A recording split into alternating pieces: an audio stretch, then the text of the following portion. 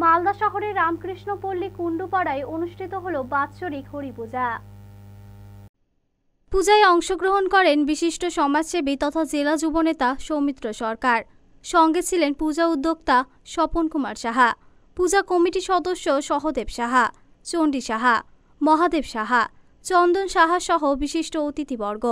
জানা যায় প্রায় 100 বছর আগে এই হরিপূজার প্রতিষ্ঠা করেন নিত্যগোপাল সাহা। তারপর থেকে এখনো হয়ে আসছে এই পূজা। ভগবান শ্রীহরি পূজার পর রবিবার দুপুর থেকে রাত্রি প্রায় 8টা পর্যন্ত চলে এই নাম সংকীর্তন।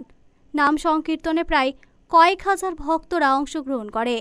অবশেষে সকলের জন্য নরনারায়ণ সেবার আয়োজন করা হয়।